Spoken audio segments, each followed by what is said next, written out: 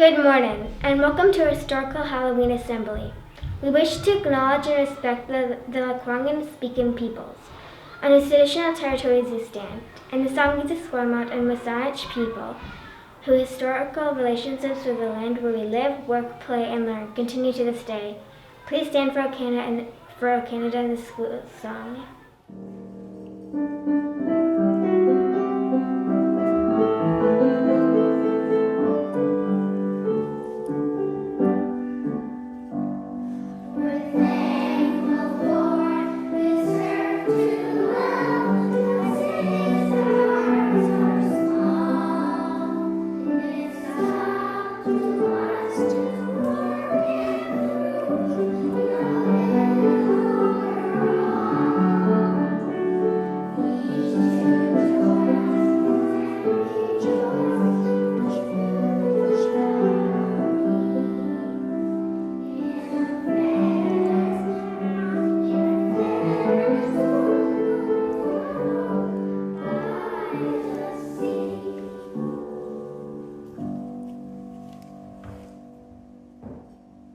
Now cover your ears because it's time for Friday Morning Online.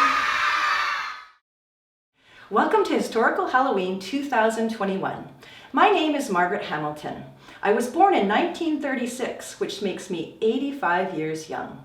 As a child, I asked lots of questions. I was an inquirer. I loved mathematics and took an interest in computers. I found computers so interesting that I started to experiment with writing instructions. Nowadays, that's called code or software. At the age of 28, I started working with other scientists with the ultimate goal of putting an astronaut on the moon. I became the director of software programming for NASA's Apollo missions. 5 years later, in 1969, after the completion of Apollo 8, Apollo 9, and Apollo 10, our goal was accomplished with Apollo 11. I was responsible for programming the lunar module, the Eagle, to split off from the spacecraft and land on the moon. But due to an astronaut error, the Eagle's computer became overloaded. However, I anticipated this problem and had programmed the computer to ignore extra tasks and just focus on landing. As the world watched, astronaut Neil Armstrong announced, "The Eagle has landed." He exited the lunar module and became the first person to walk on the moon. In 2003, I was awarded NASA's Exceptional Space Award. My name is Margaret Hamilton. My name is Lou Gehrig. I was born in 1903. I was a baseball player. I played for the New York Yankees. People called me the Iron Horse because I didn't miss a day of baseball in 14 years. One day I felt sickness in my body and I went to the hospital and the people said that I had a muscle disease. When I said my goodbye speech, I said I was the luckiest person on earth because of my courage, attitude, and character. I died when I was 38. My name is Aiden and I'm 6 years old and I chose Michael Jordan because I loved to play sports. When he was small, he wanted to play basketball, but he was too short. He practiced and practiced until he became the world's best player. He won 6 of the NBA championships. I will work hard like him to become a professional sports player when I grow up. Hi, my name is John Bramblett and I am an artist. I've done art every day of my life, and then I lost my eyesight when I was in university. I thought I was going to forget which color looked like what. I was sad and I was angry. And then I was happy again because I returned to art.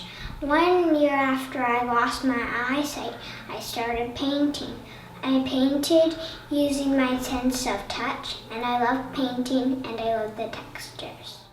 Wilma Rudolph was the famous Olympic champion because she walked 3 world records in the 1960 Olympics. And that made her the fastest woman in the world. This is a big deal because when Wilma was young, she had a disease called polio. Polio left Wilma's leg paralyzed. We have a vaccine for polio.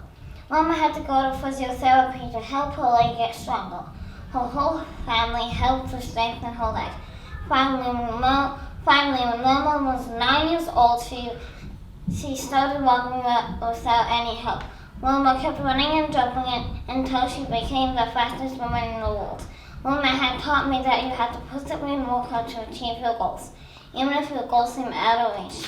I want to be a swimmer, and I know I have to work hard and persevere like Wilma. I'll have a glass of half iced tea and half lemonade, please. Hi, I'm Arnold Palmer. I was born in 1929. I received my first set of golf clubs from my father at the age of 3.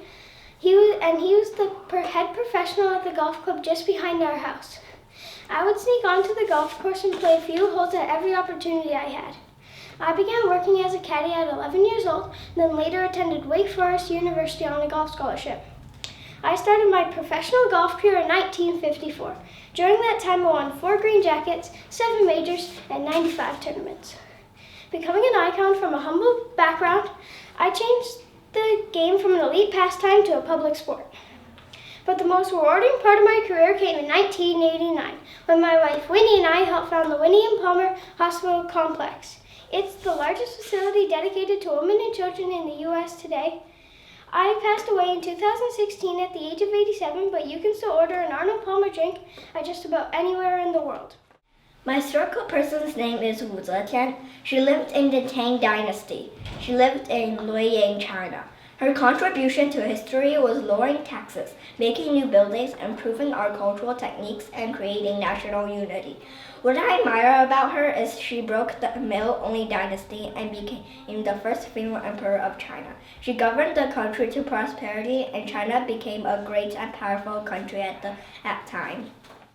My name is Rick Hansen, and I was born in Port Alberni, BC in 1957. In 1973, when I was 15 years old, my friend and I were riding in the back of a pickup truck when the driver lost control of the vehicle and hit a tree. I became paralyzed from the waist down. Even though I had a spinal cord injury, that didn't stop me from achieving my dreams. I became the first student with a physical disability to graduate in a physical education program from the University of British Columbia. After university, I became a Paralympic athlete, winning 6 medals in the 1980 and 1984 Paralympics. On March 21st, 1985, I began the Man in Motion tour from Vancouver to raise funds and awarenesses for people with disabilities. I wheeled 40,075 kilometers through 34 countries and 4 continents, including the Swiss Alps and the Great Wall of China. I raised $28 million during the tour. What I admire about Rick, he is a kind, generous athlete, and he has helped people all around the world who have been affected by spinal cord injuries. He has helped to improve the lives of people with disabilities by breaking down barriers to create a more inclusive world for everyone. I'm Phineas Taylor Barn. You can call me P.T. Barn for short. I was born July 5th, 1810 in Connecticut, USA. When I was 25, I started my career as a showman in New York City, where I bought the American Museum, and there we had theater, human curiosities, people who did crazy stunts, and people who were flying through the air on ropes. We had Siamese twins that were connected by the chests, and most popular was the 25 grown inch man that I traveled the world with. I started the Barnum and Bailey Circus in 1871 and always said, "This is the greatest show on earth." I was also a politician and founded a hospital in Connecticut.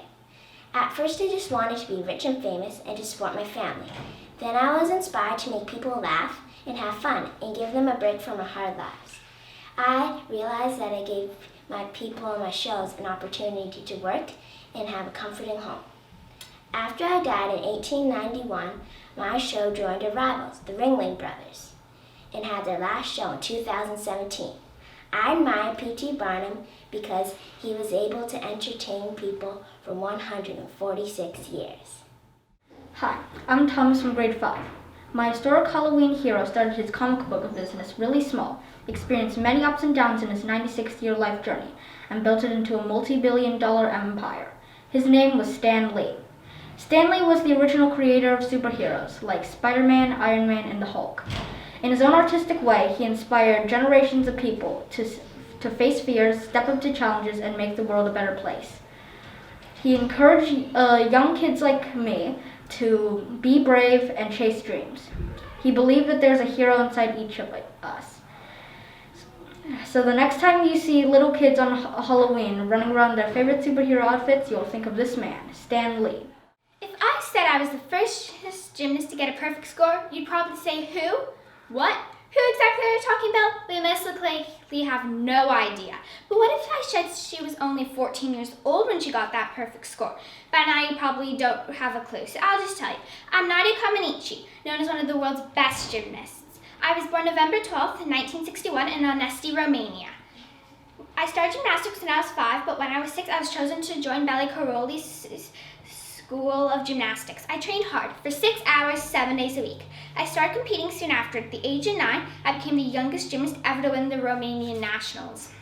A few years later, at the age of 14, I entered the 1976 Montreal Summer Olympics. When I was doing the team compulsory part, after I did my uneven bars routine, they awarded me with the first ever perfect 10. For the rest of my performances, I got 6 other perfect scores. I became Romania's first gymnast to win the all-around Olympic title. In total, I got 3 gold medals, 1 silver, and 1 bronze. At the Summer Olympics in Moscow, I won 2 more gold medals and 2 silvers. In total, I had won 5 gold medals, 3 silver medals, and 1 bronze medal.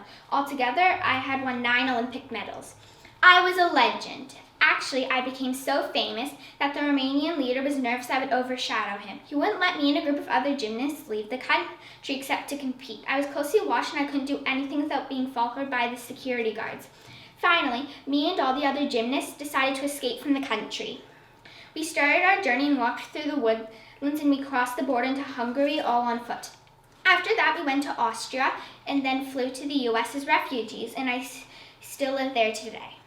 I admire Nadia Comaneci because she was a world-famous gymnast like I want to be when I grow up. She also demonstrated so much courage to stand up for herself, and I also admire her determination to gymnastics to train so hard and have all of it pay off. So now when I said she was the first gymnast to get a perfect score, you'll finally know who I'm talking about. So thank you to all the students this year who are participating in Historical Halloween, who used their creativity and their imagination and wrote speeches. It's such a great success, and we're so glad that you participated this year. Thank you. Thank you, and have a safe and spooky Halloween, everyone.